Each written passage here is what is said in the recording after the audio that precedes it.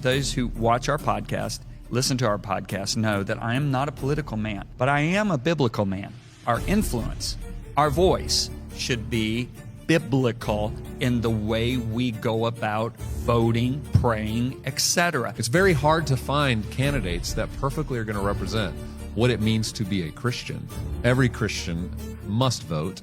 He thinks putting your vote towards an independent candidate that just makes you feel good is a complete throwaway vote and a cop-out. One of these two parties, one of these two leaders is going to be the executive. To be honest with you, if 100% of the evangelicals in America voted, we would start turning this ship. But you got to understand, the Christian's the only thing that kind of sits in the way of a tyranny. And so you are going to continue to see the name of Christianity be dragged through the mud.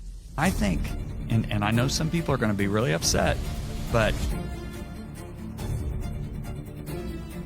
Hey everybody, welcome to the John Bevere podcast. I'm so excited. This is a special edition. We're kind of diverting from 2 Peter, and we're going to have a guest who I absolutely love. Been a dear, dear friend of mine for years and years, he and his wife, Rebecca, and that is Gabe Lyons. Gabe, welcome. I want to introduce you. Let me just tell everybody about you. You are the founder and the president of Think Media, which is a powerful organization that I'm going to ask you to tell what its mission statement is in just a minute. You have the Undercurrent podcast that you host. You also do Rhythms for Life with Rebecca, your wife. You are a best-selling author, and what's really cool is you've got your wife, Rebecca, who's also a best-selling author, and I think she's actually sold more books than you, right? She sold a lot more books. I know, isn't that cool? You know, my wife's the New York Times bestseller, and I'm always like, hey, I'm not the New York Times bestseller. Lisa Bevere's the New York Times bestseller. So I totally get you, brother. Yep. So anyway, but just a phenomenal family, man. Gabe, I believe your voice is so important right now. What God has entrusted you with is so important right now. You are like a man who enlightens us in a profound way. God has given you this ability, this insight to be able to see what's going on with the current events and apply biblical spiritual truths that are so important to teach us how to walk in a way that's going to be effective. So with that, tell me about you, about your family. And by the way, you have 4 beautiful children.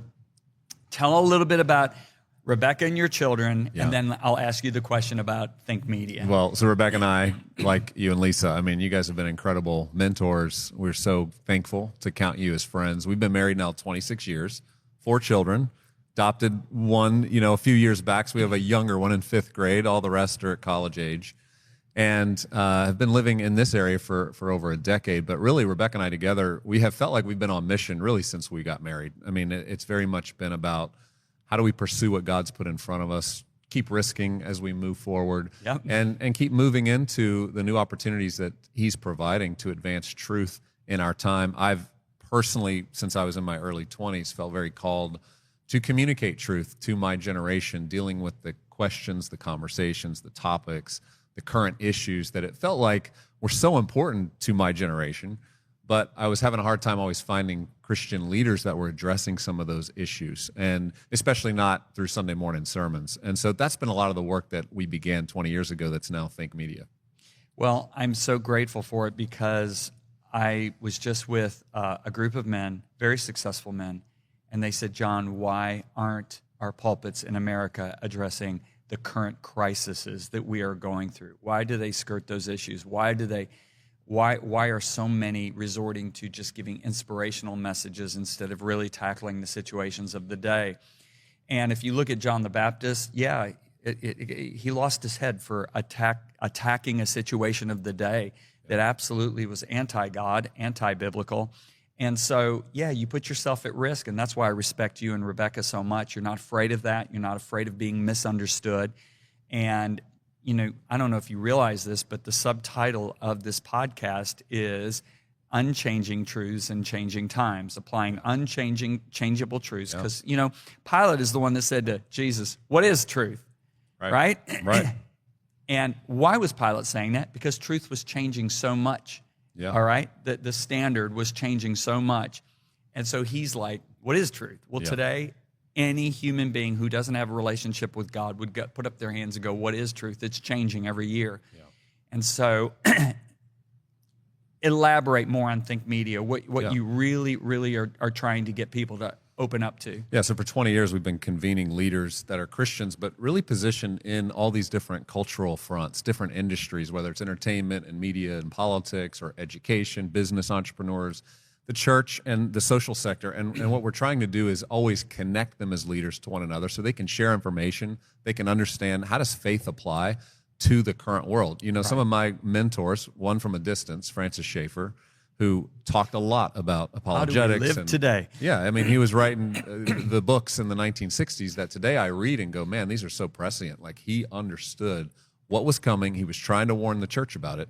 And then Chuck Colson, who was mentored by him, I was able to have a very personal relationship with him late in his life and be mentored. I have so much respect for him. Yeah, his book, How Now Shall We Live, 25 years ago for me was what lit the fire for me. I finally understood Christian worldview, this need to think critically through this lens of how do I think Christianly about the events, the topics, the ideas that are coming at us. And 25 years ago, it felt like they were coming fast, but I think we'd all admit today, they're coming at warp speed. I mean, you're faced with hundreds of new ideas and topics and content and current issues and headlines every day. How does a Christian lead through that? So we created Think as a place where we convene a couple of times a year. Leaders come to our events, mostly take place here in Nashville, and then we do some retreats around the country. But then those same leaders are equipped through thinkmedia.com, where we're actually providing consistent content that helps them navigate the current issues of the moment. So that puts us in the spaces of talking about everything from artificial intelligence and the future of that and technology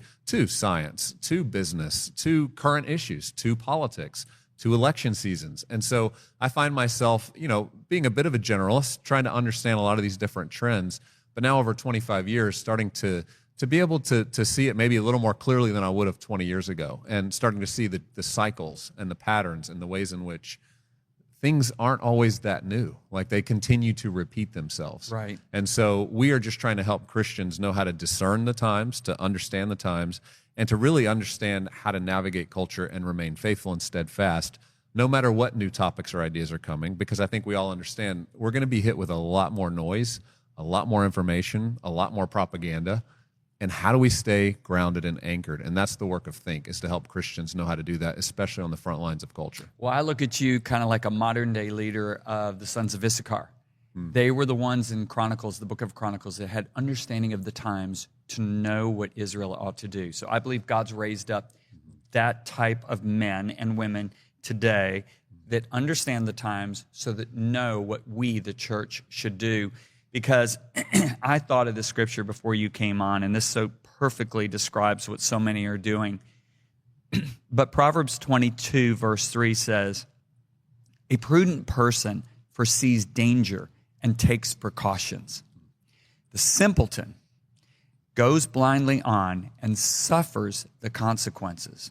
There are going to be great consequences that we will suffer if we act like simpletons. And I believe God has raised up people like you. You are a leading voice in this area who understand the times to know what we should do. So we do take the precautions.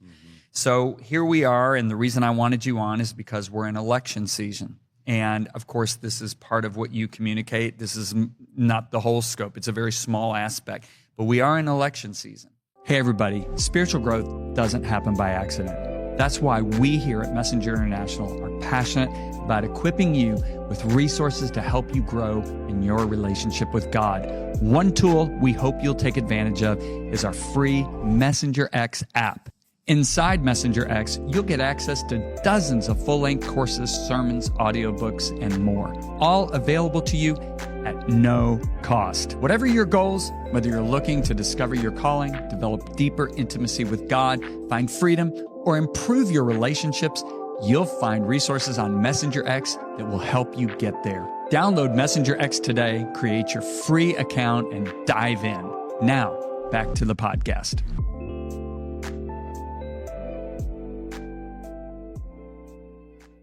Now, hopefully those who watch our podcast, listen to our podcast, know that I am not a political man. I am not going to be a person that sits there and says, you got to vote this party, da-da-da-da-da. But I am a biblical man. And I believe that when the government puts the responsibility in the hands of the people to elect the officials, that's something that makes us so different than any of the societies in which Paul the Apostle, Peter, James were a part of. They were all dictators. They were all kings. They were all sovereigns. They were all put in place. We have the ability to let our voice be known. Now, if you walk away from what I'm saying right now, saying I'm being political, you're missing the whole point. What I am saying is our influence, our voice should be biblical in the way we go about voting, praying, etc. What we do in our communities, what we do for our state, what we do nationally. And I would say that we have a responsibility. And if we don't use that responsibility, then that means people who are ungodly, they're going to take that place and they're going to let their voice be known. Then all of a sudden we've got a regime, a government that is actually anti-biblical standards because we the believers didn't voice. Right. So That's right. I'm deeply concerned about this right now because I find so many Christians, I mean, maybe you can even answer this. I heard a percentage the other day that I wanted to fall over when I heard it, but it was almost like 40% of the evangelicals are not even going to, 40% are only registered to vote, 60% are not. I don't know if that's true. You would know much more than me. Let's go down that road. Yeah, that's pretty consistent. I mean, that people literally don't register to vote, and that's crazy. I mean, there's certain countries, I think of Australia, for example, where everyone has to vote or you're fined, right? They take it so seriously that people must vote.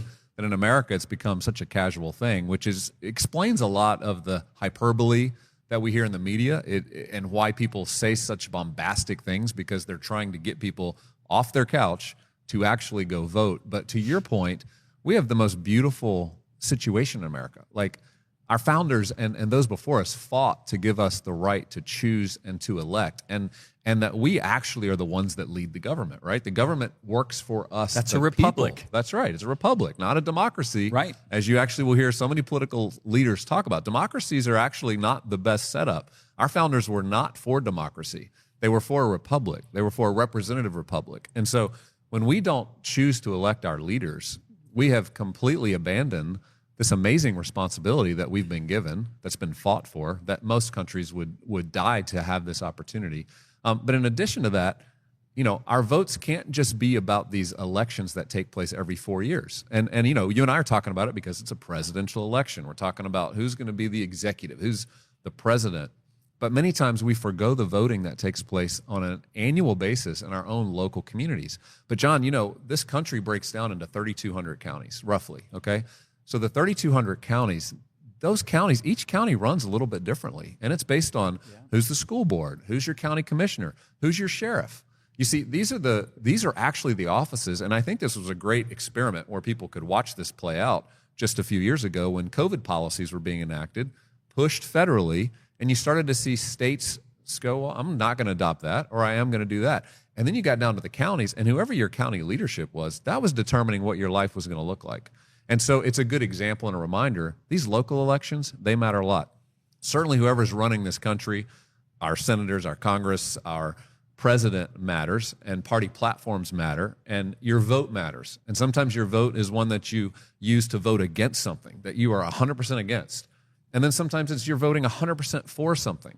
It's very hard to find candidates that perfectly are going to represent what it means to be a Christian. But you certainly can find candidates, and you can find those who can represent the majority of what you believe to be true about how God's designed human beings to function and flourish. And that's ultimately, to me, what this process is about, is us as Christians recognizing what are the imperfect policies being put forward that will cause the most human flourishing. To me, that is the central question Christians should be asking in this election. So can I address an attitude that so many have? They don't vote because they don't like either candidate. And I really want to take the time to address this. There have been so many times I've walked into a voting poll, and I'm talking about local, state, and national. I didn't like either candidate that was on the ballot, either one, on the major ballot. Because if I vote for an independent, I'm basically throwing my vote away. But I had to choose which one was more in line with the Bible, and I had to realize I'm not electing a pastor. I'm not electing my wife like 41 years ago when I was choosing my wife. I'm electing the better. So let's just do a scenario. We got 15 people that are godly. These 15 people know the Word of God. They're godly. Then we got 10 people that are completely like they're ungodly. They want to abuse people. They want government to control people's lives. Okay. And these 15 outnumber the 10. Now we got 2 candidates. All the 15 people don't like either candidate. But one candidate says, we're going to kill babies up to 1 year, and we're going to kill everybody over 65 because they're not worth society anymore. The other candidate goes, this and this and this, but definitely don't agree with that, and that's not on his or her platform. All these 15 people go, I don't like either one, so I'm not voting. Now they've just given the majority vote to that 10, and that 10 could possibly elect that person that says we're going to kill all the 65-year-olds and all the babies that are under 1 year old that you don't like, you feel like it's not right, you can just, we'll call it abortion and it's done. Yeah. By you withdrawing, you have actually enabled the ungodly to pick. So your hand now is responsible. By your negligence, we have sins of commission and sins of omission. Yeah. This is a sin of omission. By you pulling away, not making your voice know when it's your responsibility, you now can actually say, I'm responsible for allowing that person to get elected. I know I am probably making some people feel very uncomfortable by saying you are responsible. But to be honest with you, if 100% of the evangelicals in America voted, we would start turning this ship. Yeah. Well, and you're in good company. Oz Guinness, who's a social critic, historian, somebody who really understands this at a philosophical level, an academic level. He 100% agrees with you. Every Christian must vote. He thinks putting your vote towards an independent candidate that just makes you feel good is a complete throwaway vote and a cop-out, and that you actually should vote for who you know, one of these 2 parties, one of these 2 leaders is going to be the executive, and you have a responsibility to steward that, knowing that, of course, neither one of these executives are going to be perfect, are going to 100% align. And I mean, I would step back further, John, and just say this election continues to represent something much more serious in the way that our country's moving forward. I think most of us understand there's an accelerating pace of change moving forward right now. And this election is going to represent leadership that actually is saying, you know what, I think the sovereignty of a nation matters. And one party actually thinks the sovereignty of the nation isn't as important, that we actually should start to become part of more of a global community. And you're seeing so much more discussion about the global versus the national, versus the state. And this is a very important thing for Christians to understand, because what we're seeing more of, especially over the last decade, but the last several years it's accelerated, is you have global crisis that requires global solutions, that require global institutions, that ultimately require global governance, which ultimately gets to a one-world government. I mean, that's where that journey leads. And yet you have a nation that in the middle of that says, no, actually, we're a nation. We care about our borders. We care about our boundaries. We care about the culture that we've created for human beings to flourish. And we believe that we are going to try to exist in the best way that we can, as America has for hundreds of years, in a way that people long to be a part of this nation, because there's a set of values, there's a set of principles, there's a basis to this that's actually much stronger than whatever this global governance thing is going to be. And so this election continues to push into that, where I think Christians should be thinking about that. Do we want to be part of a global government, a one-world government, or do we think it's more important for the nation to exist? But one step further, you see the nation exists to resist the global. That's why a nation actually exists. And then you go to the local level. The local exists to kind of resist the nation and resist federalist policies that come down and impact the local.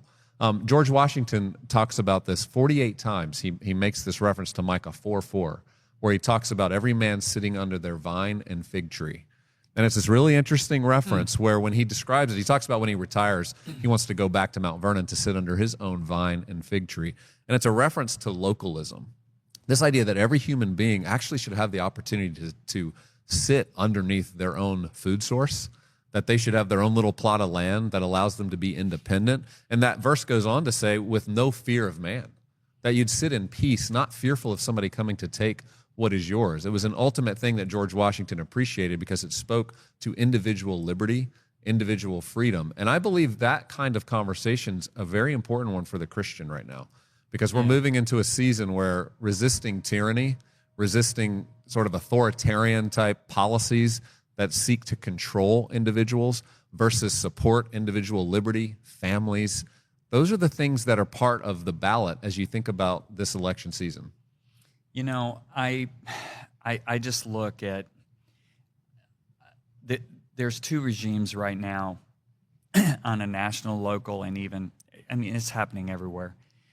And I think you have to ask yourself, do we have a resistor or a transgressor that we're voting for? I think I would ask people to think, what would be more dangerous? Somebody who actually resists a believer, the Christian faith, or somebody who transgresses?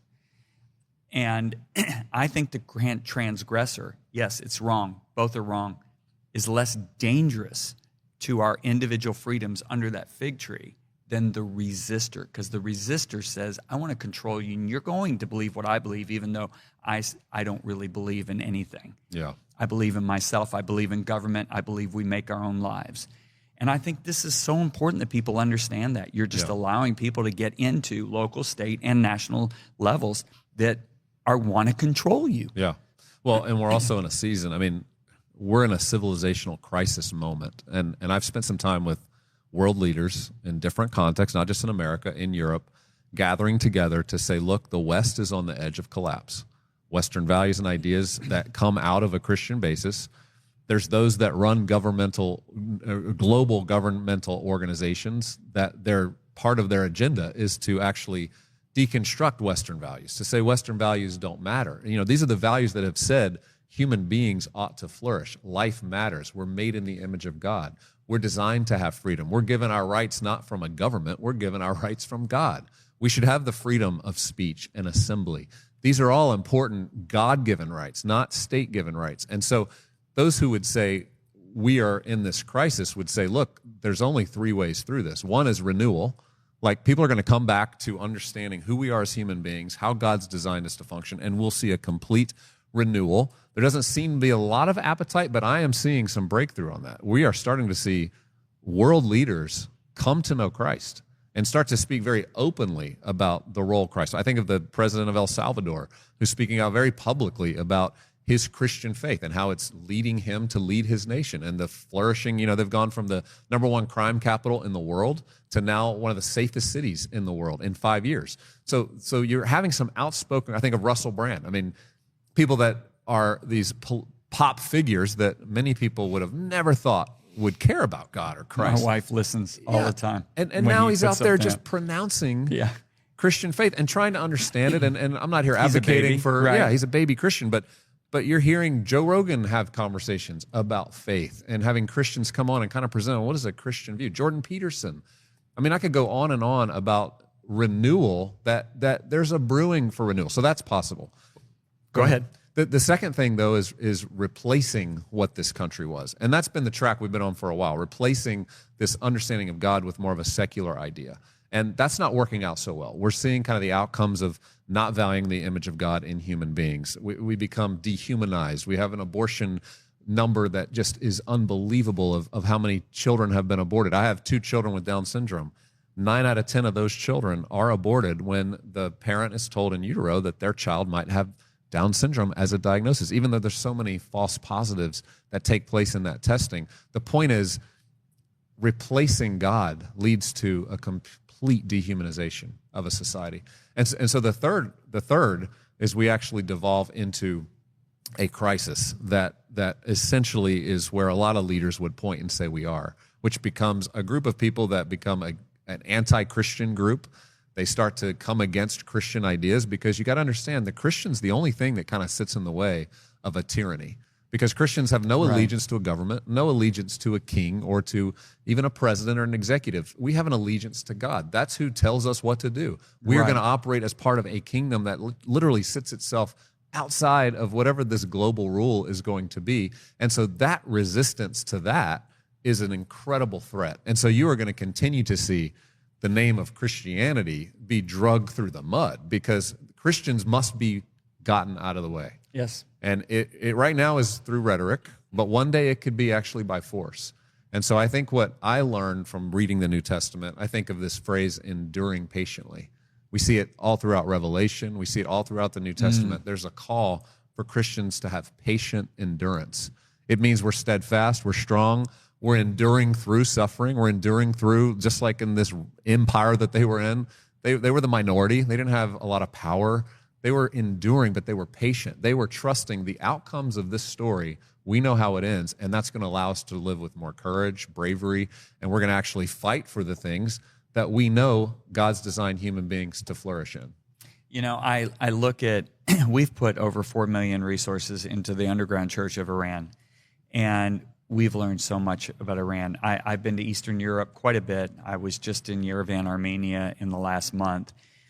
And the people of Iran are some of the most beautiful people in the world. There is an absolute revival going on in Iran.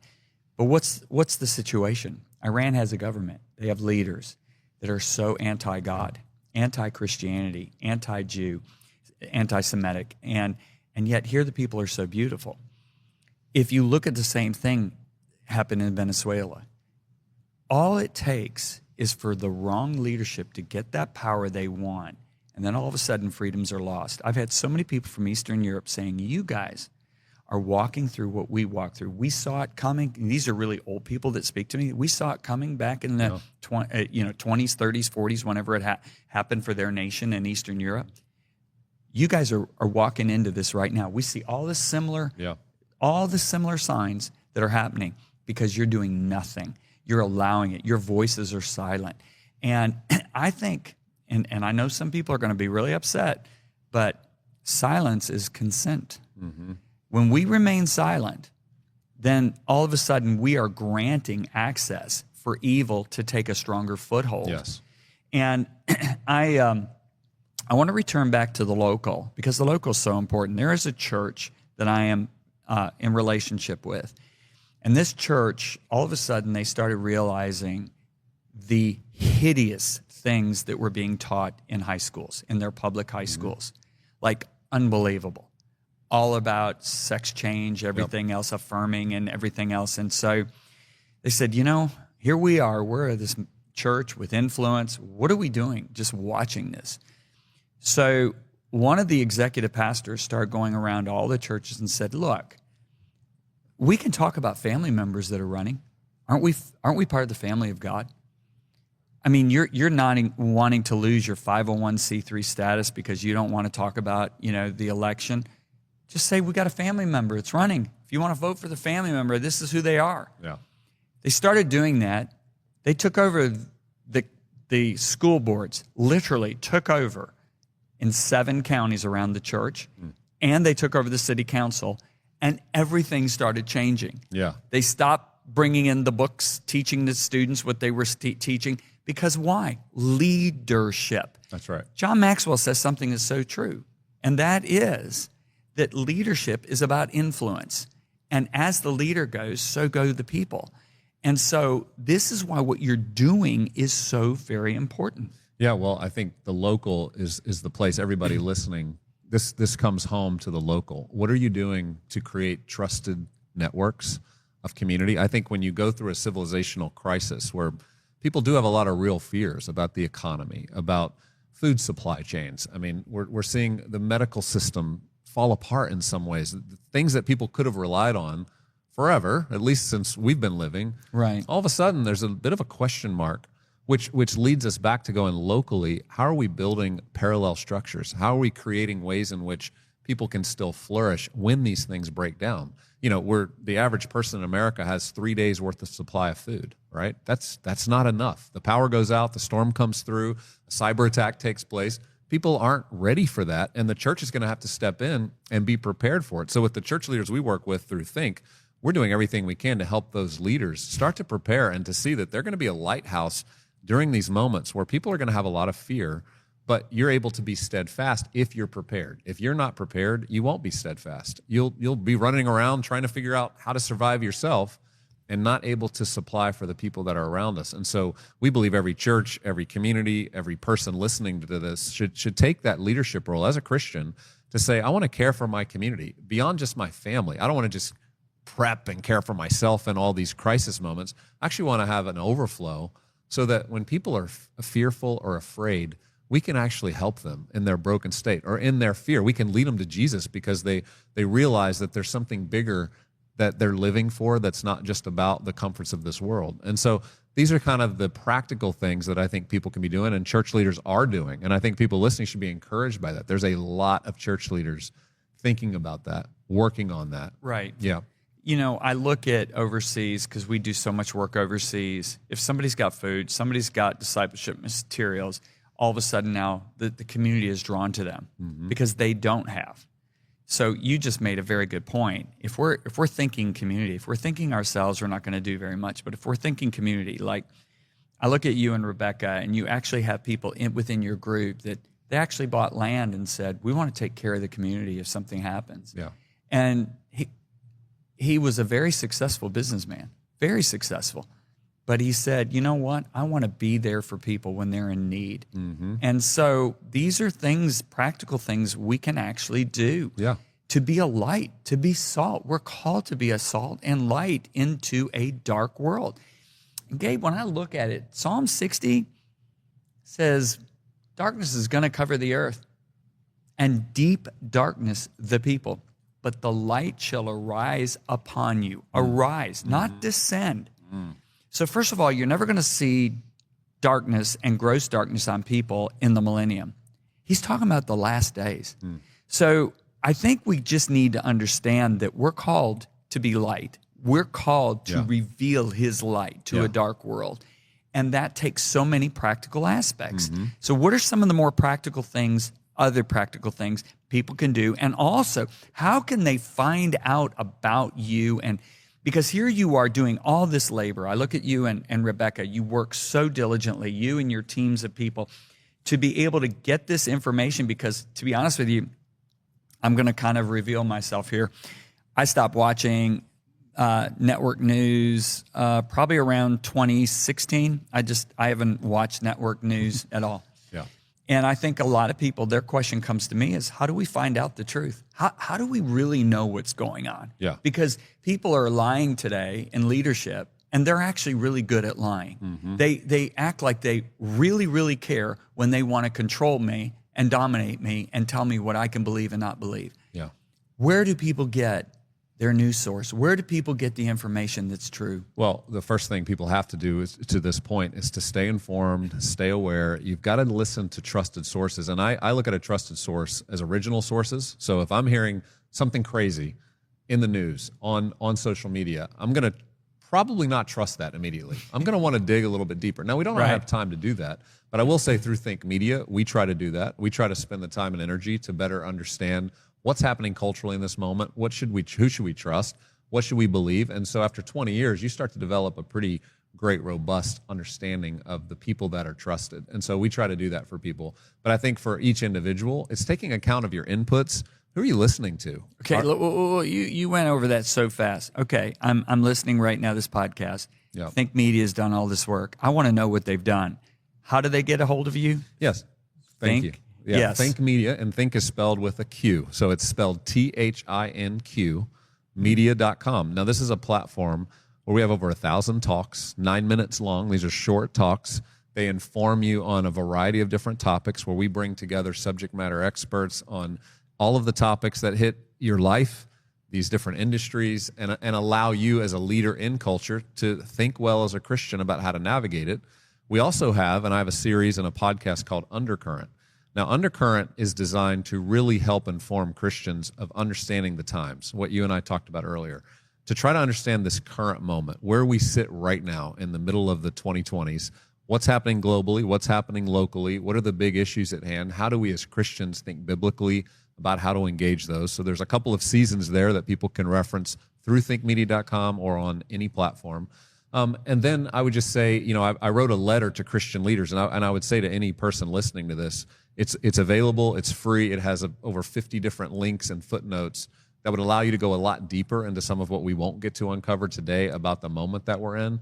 But you can get that at gabelyons.com, and on the homepage you can literally just download this letter that would give you a deeper perspective on the moment that we're in so that you can actually learn and go dig in yourself to some of these original sources about the state of our world. So these are tools you can trust. And guys, let me tell you something. I've known Gabe and Rebecca for years, Lisa and I.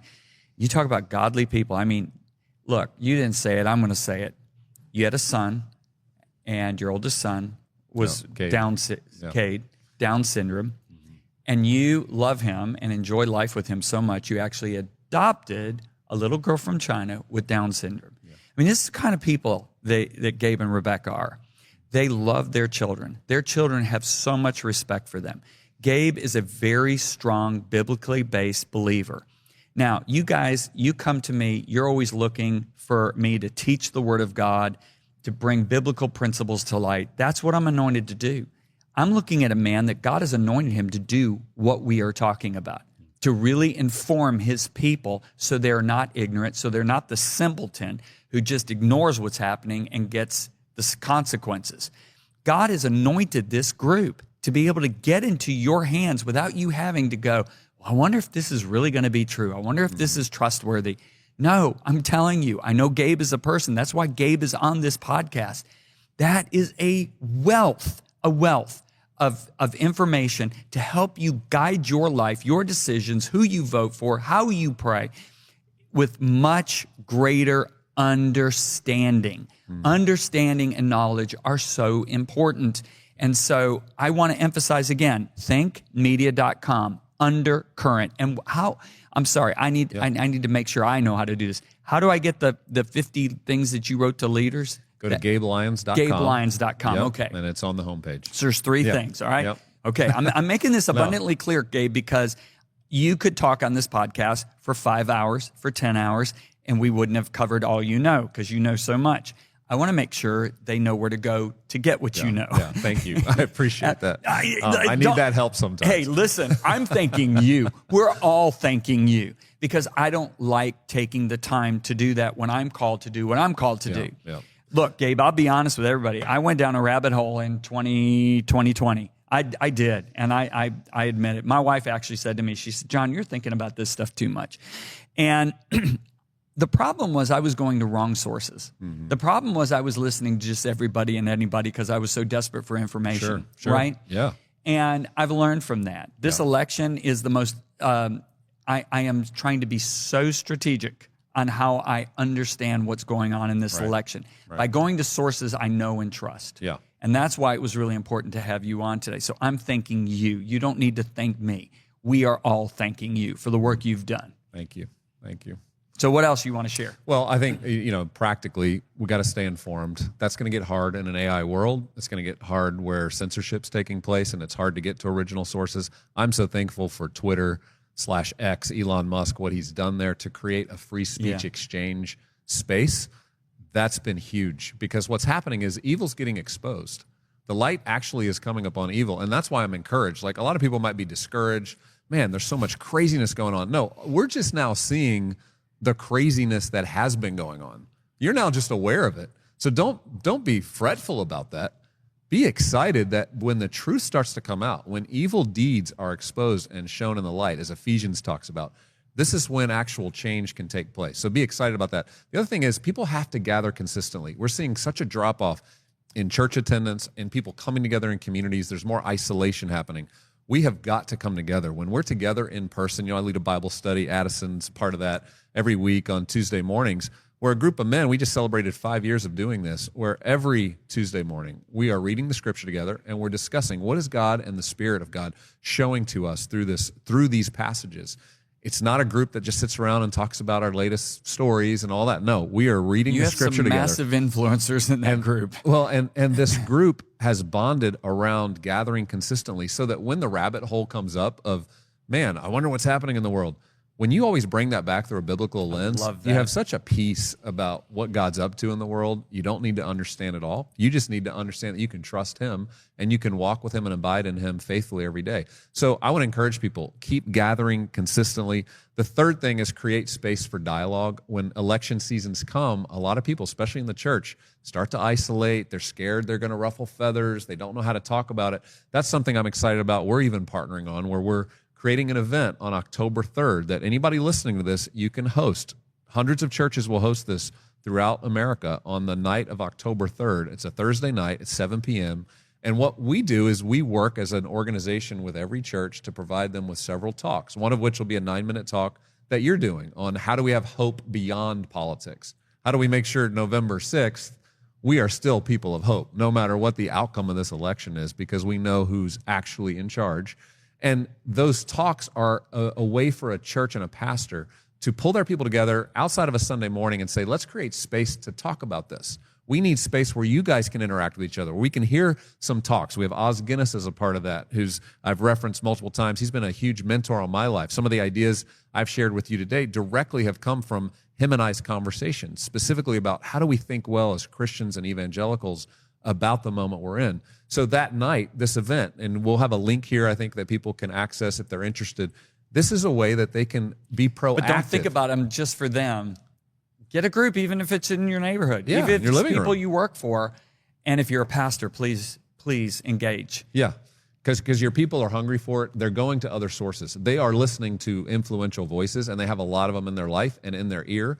They have the mainstream media, which you and I both have abandoned for a long time, but they have a lot of other sources. Why are we as church leaders, as Christians, going to make sure, how do we make sure we're going to be a big source in their life to think well, like the conversation we're trying to have today? Every local congregation should be having that. The other thing is to evangelize the fearful. I think you're going to come into so many conversations in the coming days where people are truly scared to death. They're scared about their future. They're scared about World War III. They're scared about a coming draft for their kids. You never know. There's all kinds of things that will be put in this space to create fear. The enemy loves to do that. But let's take advantage of that. Let's turn that evil for good. Let's turn that fear into giving people hope that goes far beyond our circumstances. And that's what I love about you. You're courageous. You are not fearful. You walk in this level of peace that's absolutely beautiful.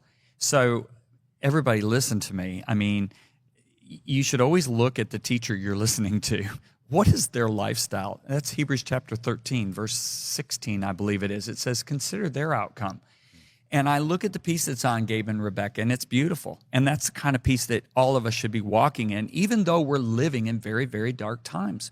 We have a higher way. But that way is not going to manifest if we go into a shell. That's right. We decide to isolate. A man who isolates himself, Proverbs 18:1 says, seeks his own desire and rages against all wise judgment. This is not the time to isolate yourself. No. This is the time to speak up, to make the voice of truth be known. That's right. And so, all right, you have said, all right, I'm thinking about pastors right now because a lot of pastors listen to this, okay? So they can come on October 3rd. The link's going to be provided. All right, we've got the 50 questions at gabelyons.com. I am listening. What else can pastors do to lead the people? They got to create space, whether it's through what we're talking about October 3rd or not. I'm going to encourage pastors to disciple your people through these coming months very carefully. Don't tell them how to vote. Don't tell them who you're voting for. That takes away their actual free right to feel in their conscience before God who they're going to vote for. But disciple them to understand human flourishing and God's design biblically for what righteousness looks like, for what justice looks like, for how do we truly value human beings as it relates to caring about poverty. Talk about stewardship. What does it mean to steward the resources of a country? How are our resources being stewarded under current leadership, under the two proposed candidates? And so I think those types of principles are really important. The other thing is to help our people not be in fear. I think this idea of being a non-anxious presence is a really important concept that in a world of anxiety, how do you show up in rooms and you are a person of peace? You're a peacemaker. You bring peace to the conversations that you're having that doesn't continue to stir up strife, but actually helps people take a breath, get a bigger perspective, not believe that everything's going to come down to who wins this election. I know we'll be tempted and told that this election is going to change everything. I can tell you, the last 4 years of my life have been the most rich, abundant, fruitful. The friendships, the going deep with God, deep in the Word, the mission of the work that we're on has been more important than ever, and it didn't have anything to do with who was elected. Right. And so be careful not to fall into the trap. That trap of thinking. And I want to echo my sentiments on this one. I do not believe who we elect into office is going to change our nation. I believe an awakening is going to change our nation. Our staff prays for every single day for a new great awakening in the United States.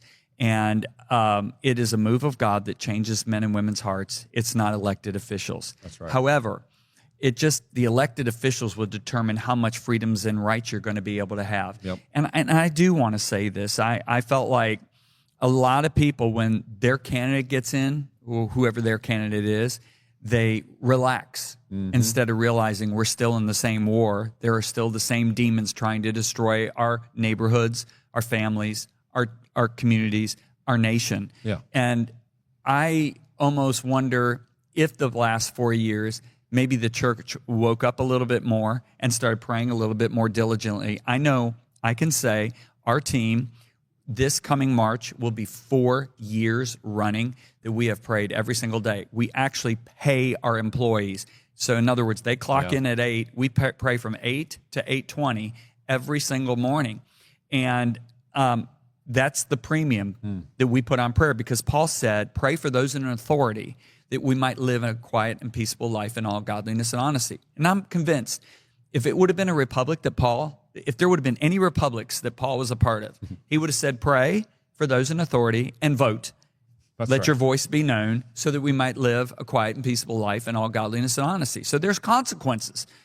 If you don't pray, how much more consequences if you don't vote, if you don't let your voice be known? Yeah. So, Gabe, I just want to thank you for what you're doing. I think we've given everybody abundant tools to where they can spend a lot of time and get a massive amount of accurate information so that they can act accordingly, rather than sending people down rabbit holes like I kind of slipped into in 2019, 2020. I think we're giving people what they need so that they can spend the energy on doing what's needed instead of trying to spend the energy to find what's needed. Yeah, that's a great way of putting it. So you have so accurately and beautifully done this, and I want to thank you so very much for what you've done and what you're going to continue to do. Is there any final things that you want to say that maybe I didn't cover by questions I asked or anything at all? I just want to remind us as the church that what endures forever into eternal, these are described as the eternals. Faith, hope, and love. Yeah. And the enemy is going to come against that with fear, right? He's going to come against it with depression and anxiety, and he's going to come against it with death and trying to steal and destroy. But faith, hope, and love, we'll be celebrating those attributes forever. And so let's live into that now. Let's practice it now. Let's endure patiently, and let's continue to look forward to the hope that we know God's up to in this world. It may look a little dark at times. It's going to look dark. But we're going to continue to keep our heads up because we're going to be focused on patiently enduring, because he says when you endure patiently, you will be rewarded. So let's keep the eye on the prize and continue to endure. I love that. Gabe, thank you again. Thanks for your friendship. Thanks for what you're doing for the body of Christ. We love you and we appreciate you. Thank you, John.